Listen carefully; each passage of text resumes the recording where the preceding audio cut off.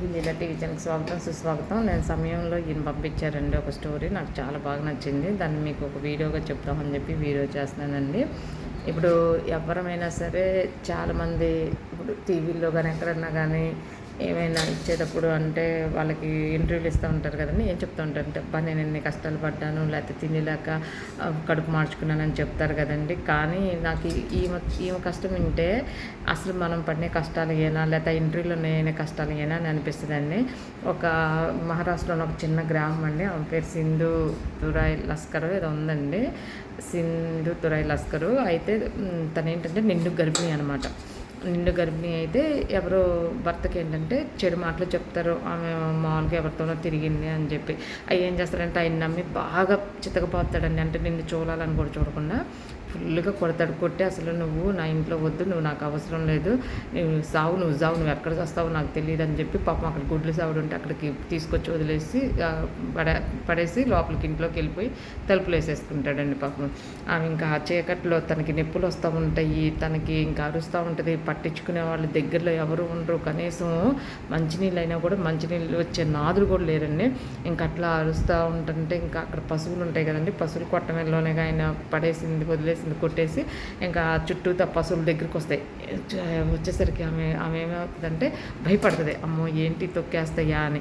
కానీ అట్లా చేయవండి. పాపం చుట్టూతో రౌండ్గా నుంచుంటాయి, అంటే వాటికి ఏమైనా మరి అర్థమవుతుందేమో, అరుస్తుంది కదా కానిపోతుందని ఇంకా ఆ చుట్టూతో నుంచడం వల్ల తనకి కాన్పు నొప్పులు బాగా పెరిగి ఒక ఆడబిడ్డకి జన్మనిస్తుందండి.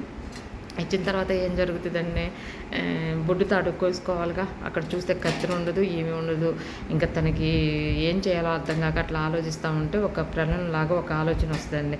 ఇంకా అక్కడ ఒక రాయి కనిపిస్తుంది, ఆ రాయి మీద ఈ బొడ్డు తాడుని బట్టి ఇంకో రాయి తీసుకొని కొట్టి తెంపేస్తుందండి. ఆ తెంపేసిన తర్వాత ఇంకా బిడ్డని గుండెలకు అత్తుకొని ఇంకా అట్లాగే రక్తం వాడతాయి. ఇంక మరి రక్తం వాడితే పుట్టింటికి నడుచుకుని ఎన్నో కిలోమీటర్లు నడిచి వెళ్తుందండి.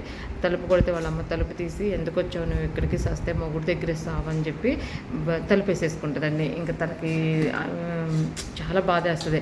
కట్టుకున్న మొగుడు కొట్టి బయటికి తరిమేసి ఆఖరికి పుట్టింటోళ్ళు కూడా అర్థం చేసుకోవట్లేదు కదండి. ఇంకప్పుడు ఏం చేయాలో తనకు అర్థం కాక అట్లా నడుచుకుంటూ రైల్వే స్టేషన్కి వెళ్తుంది. వెళ్ళిన తర్వాత ఏం చేస్తుందంటే అక్కడ ఉండి పగలేమో పాటలు పాడుతుందండి. రాత్రి అయ్యేసరికి బయట ఎక్కడన్నా ఉంటే ఎవరన్నా రేప్ చేస్తారేమోనని చెప్పి అట్లా కాకుండా శ్మశానంలో వెళ్ళి పడుకుంటుందండి. అక్కడైతే ఏంటంటే శవాల్ని కాలుస్తూ ఉంటారు కదా, ఎవరైనా రావడానికి భయపడతారు మగోళ్ళు అయినా సరే అని చెప్పి తను అక్కడ పడుకుంటుందండి. అట్లా పడుకుంటా అట్లా పాటలు పాడుకుంటా ఏదో ఎంతో కొంత డబ్బులు వస్తుంటాయి, ఎట్లా కొట్ల తింటూ జీవనం కొనసాగిస్తుందండి. కానీ ఒక్కోసారి అయితే డబ్బులు సరిగ్గా రావు, తిండి ఉండదు. అట్లాంటప్పుడు ఆ శవాల మీద పిండి వేస్తారు కదండి, అదే తీసుకొని తింటాము. లేకపోతే అక్కడ ఎవరన్నా ఇప్పుడు అన్నం పెడతారు కదా, అట్లా అన్నం తీసుకొని తిని అట్లా ఒక్కొక్కసారి చలి పుడితే ఇప్పుడు శవాల్ని కాలుస్తారు కదండి, అక్కడ కూర్చొని చలి కాసుకుంటుంది. ఎందుకంటే ఆమెకి మనుషుల కన్నా కూడా అంటేనే భయం లేదు. ఇప్పుడు మనుషులు అంటే ఏంటంటే బయట ఉంటే ఏం చేస్తారో అని చెప్పి ఇంకా ఆ వాతావరణానికి అలవాటు పడిపోయి ఆమె అట్లా చేసుకుంటూ ఉంటుంది. అయితే ఇంకొక రోజు బాగా బిడ్డ ఏడుస్తూ ఉంటుంది. ఏమైనా పెడదామని అంటే తన దగ్గర ఏమీ ఉండవు.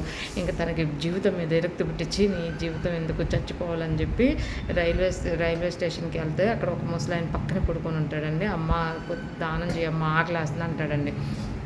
అనేసరికి తను ఏం చేస్తాడంటే చేతిలో చూసుకుంటే రొట్టె ఉంటుంది. ఏంటంటే అప్పుడు అంతకుముందు అడుక్కుంటూ ఎవరో ఒక రొట్టె ఇస్తారండి. ఇంకా తను అనుకుంటుంది, నేను ఎట్లాగో చచ్చిపోవాలనుకుంటున్నాను, ఇది నాకెందుకు ఉపయోగము, తనకి ఎట్లాగో ఉపయోగపడితే అతనన్నా బతుకుతాడని అతనికి తినిపిస్తుందండి. అది తినిపించిన తర్వాత తన కళ్ళల్లో ఆనందం చూసి తనకు చాలా సంతోషం వేస్తుందండి. అంటే చాలామంది ఉన్నారు అమ్మలేని వాళ్ళు, నేను ఎందుకు చచ్చిపోవాలని తనకు ఒక స్పాట్లో ఒక ఆలోచన వచ్చి వాళ్ళందరికీ నేను అమ్మనవుతాను, వాళ్ళందరికీ నేను తిండి పెడతానని ఒక స్టెప్ తీసుకుంటుందండి. ఆ ఆలోచన వచ్చి తను తీసుకొని ఇంకేం చేస్తానంటే ఇట్లా వెనక్కి వచ్చేసి ఇంకా మదర్ ఆఫ్ ఆర్ఫన్స్ అంటే అందరికీ లేని వాళ్ళకి ఇప్పుడు అనాథలకి అమ్మలాగా అయ్యి మొత్తం ఒక 14 మంది అనాథ పిల్లల్ని దగ్గర తీస్తుందండి. వాళ్ళందరి కోసం వాళ్ళు తిండి పెట్టడానికి రోడ్ల మీదకి వెళ్ళి, అమ్మ నా పిల్లలకి అన్నం పెట్టాలమ్మా, దానం చేయండి అంటే ఇంకా దానికి అందరికి కదిలిపోయి డబ్బులు ఇవ్వటం చేయటం అట్లా చేస్తారండి. అప్పుడు ఏం చేస్తుందంటే శ్మశానంలో మామూలుగా ఈ అనాథాశ్రమాలు కడుతుందండి. కట్టి పడుకున్న చోటే కట్టేసి ఇంకా వాళ్ళని అక్కడే పెట్టేసి ఇంకా రోడ్డు మీద ఎవరైనా కన్ను వదిలేసినా లేకపోతే వద్దనుకున్నా లేకపోతే రోడ్డు మీద అట్లాగా చెత్త కుప్పలోని మొత్తం తీసుకొచ్చి చదివించి డాక్టర్ ఇంజనీరింగ్ చేస్తుంది. ఆమెకి 750 అవార్డులు వచ్చినాయి అంటండి. అట్లాగే పద్మశ్రీ అవార్డు కూడా ఇచ్చారంట ఆమె సేవ చేసిన సేవకి సత్కరించి. ఆ తర్వాత ఒకరోజు తరిమేసిన భర్త ఉంటాడు కదండి, ఆయన వచ్చి కాళ్ళ మీద పడతాడు. ఎవరు అనుకుంటుంది. అప్పుడు చెప్తాడు, నిన్ను సూలాల మీద తరిమేసిన నీ భర్తని అని నన్ను క్షమించమని చెప్పి కాళ్ళ మీద పడి ఏడుస్తూ ఉంటాడు. ఇంకోళ్ళు అయితే ఏం చేస్తాడండి, నన్ను ఆ రోజున తోసేసావు, నీ సిగ్గు లేదా, నిన్నెందుకు నేను చూడాలని చెప్పి చావు నీ సావు అని చెప్పి తిట్టి పంపించేస్తారండి. కానీ తను అలా చేయలేదు. భుజాలు బట్టి పైకి లేపి కళ్ళు తుడిచి, సరే అయితే ఈరోజు ఇప్పుడు వరకు నువ్వు నాకు భర్తగా ఉన్నావు, కానీ ఈ రోజు నుంచి నువ్వు నా పెద్ద కొడుకుగా ఉండు అని చెప్పి ఇక్కడ నా ఆశ్రమంలో ఉండని చెప్పి అక్కను చేర్చుకుంటుందండి. ఇంకా భర్త అయితే ఏడుస్తాడు, నిన్ను ఆ రోజు నేను తోసేసాను, కానీ ఈరోజు నన్ను పక్కకి నన్ను ఆదరించామని. కానీ సరే ఇంకా అట్లా ఆదరిస్తుంది కదండి, ఇంకా అలా అయిపోతుంది. ఇప్పుడు ఈ కథలో నేర్చుకోవాల్సిన నీతి ఏంటండి, మనము ఇప్పుడు ఎంతోమంది మేము తిండిలేక బాధలు పడుతున్నాం అది ఇది అని చెప్తారు, అదొకటి. మళ్ళీ ఇంకెంతోమంది మాకు మాకు ఏమి జరగక వేసవృత్తిలోకి దిగామని చెప్తారు, లేదంటే అట్లా తిరిగే వాళ్ళు డబ్బుల కోసం తిరిగే వాళ్ళు ఉంటారు. ఒక్కసారి ఆలోచించండి, మనం చేయదలుచుకుంటే ఏదో ఒక దారి కంపల్సరీ దేవుడి దయ వల్ల ఉంటుందండి. ఇప్పుడు మంచి దారిలో నీతిగా బతకాలి అనుకుంటే, ఇప్పుడు చూడండి, ఆమె అసలు చదువు లేదు, అందం లేదు, ఏమీ తెలివితేటలు కూడా లేవు. కాకపోతే ఏంటంటే తనకు ఒక మొండి ధైర్యం అంతే. అట్లా ముందుకెళ్ళింది. ఇప్పుడు ఆమెను చూసి నేర్చుకోవాల్సింది అదేనండి. మనం ఇప్పుడు కష్టాల ముందు నిజంగా మన కష్టం ఎంత చిన్నగా కనిపిస్తుందండి. ఆమె నిజంగా ఆ రోజు బొడ్డుతాడు చెత్త కొట్టి తెంపుకుందంటే అసలు మామూలుగానే సెప్టిక్ అవుతాయి. కానీ అట్లా కూడా ఆలోచించకుండా ఆమె అలా చేసుకుంది. ఇప్పుడు అంత బాధల ముందు మన బాధలతో ఇప్పుడు ఎవరైనా సరే మనల్ని అవమానిస్తే వాళ్ళ ముందే వాళ్ళని సిగ్గుపడేలాగా వాళ్ళ ముందు ఎదిగి చూపించాలండి. ఎవరైనా సరే మేము తప్పు చేశామని చెప్పి వాళ్ళు తప్పు తెలుసుకొని మన కాళ్ళ దగ్గరికి వస్తే క్షమించి దగ్గరికి తీసుకోవాలండి. తప్పు వాళ్ళు క్షమాపణ అడిగినప్పుడు వాళ్ళు మారకపోతే కానీ మనకు అవసరం లేదు, కానీ కంపల్సరీగా మారితే మాత్రం క్షమాభిక్ష వాళ్ళకి పెట్టాల్సిందేనండి. ఆ కథలో నీతి అదేనండి. ఇప్పుడు ఎంతైతే పైకి ఎగురుతామో మళ్ళీ కిందకు వచ్చి పడినా సరే మళ్ళీ పైకి ఎదగటానికే చూడాలండి. ఎంతమంది నవ్వుతున్నా సరే మనం ఏంటో నిరూపించుకోవాలి. ఇప్పుడు మనం ఒక యోధుడిలాగా బాగా ఫైటింగ్ చేసి లోకంలో ఏదో ఒకటి మన స్థానం మనం ఏం చేయాలనేది నిరూపించుకోవాలండి.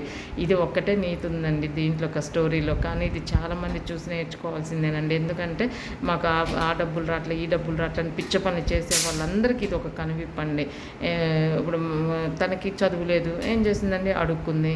ఇంకా అదేం తప్పు కాదు కదండి. ఇంక తను ఏం చేయగలుగుతుంది లేదు. కొందరు చదువున్న వాళ్ళు నీతిగా బతికి చూపించచ్చండి. ఇదండి దీంట్లో కథలోని సారాంశం. నాకు నచ్చింది కాబట్టి మీ అందరూ చూద్దామని ఈ వీడియో చేశానండి. అట్లాగే మీకు నచ్చితే సబ్స్క్రైబ్ చేయండి, షేర్ చేయండి, లైక్ చేయండి. ఓకేనండి, బాయ్.